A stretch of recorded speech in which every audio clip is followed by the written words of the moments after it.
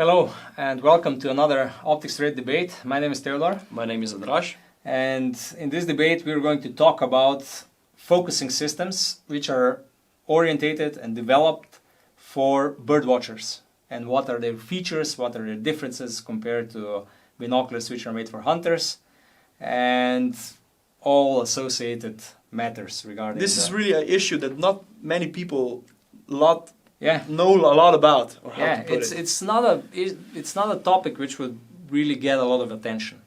But it is true that focusing on a binoculars which are made for bird watching is really different than focusing on a binoculars which are made for hunting.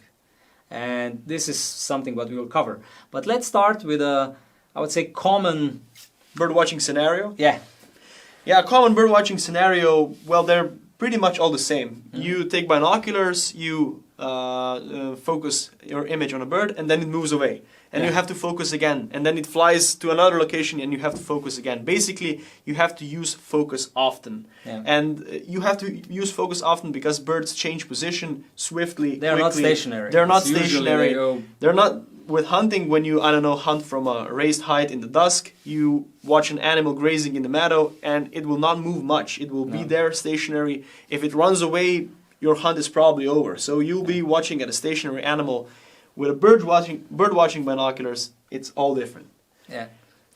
So the general features of the bird watching binoculars are that the focusing system needs to enable you fast changes for really close focus to almost infinity. And this is achieved that focusing mechanisms which are made for bird watchers, first of all, they have really not a lot of revolution. Usually these binoculars, the ultravids from Leica, they have one revolution and 1/4, so 1.25 of the whole circle. Let's say this Zeiss Terra only has one revolution.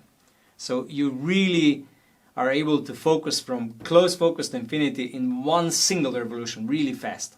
The second thing is they're all, I would say, really fluent, soft, and they don't have a lot of resistance against movement. So you're able to focus really fast. On this Leica, this is even more. You're able to turn it so fast, it's really swift. And this is the reason why you're able to come from let's say, close focus to infinity so fast. And this is completely different than on the hunting binoculars. Yeah, we can do a comparison of the two focusing mechanisms. So if we go one by one, first, here we have a really stiff central focusing knob. A lot of resistance, yeah. Here we have a really smooth, fluid focusing knob.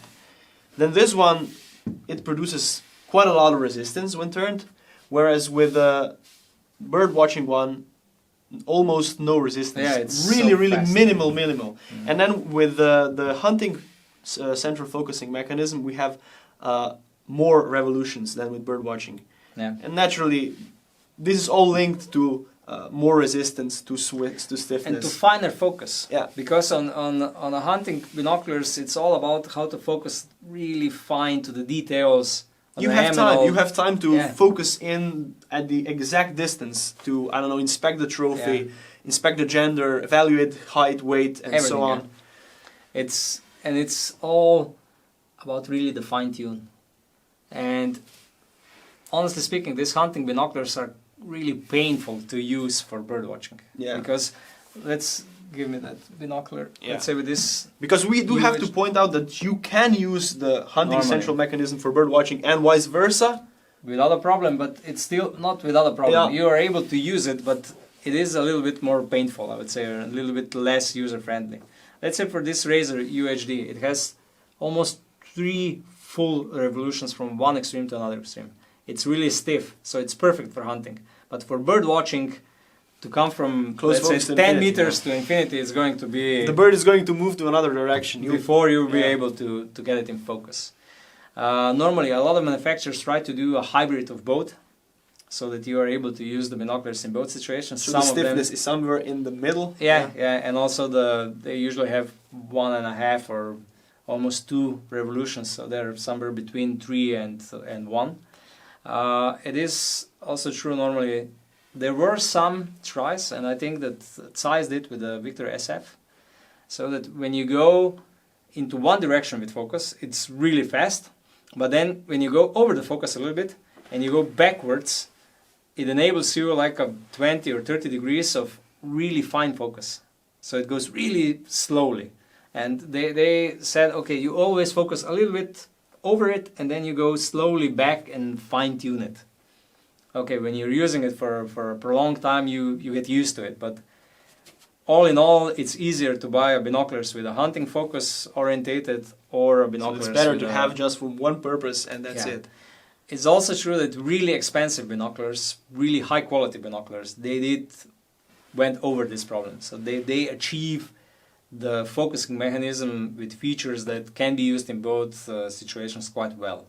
But only the most expensive ones. All others, it's better to ask first and say, okay, is this binocular suitable for bird watching or it's suitable for hunting? It's easier.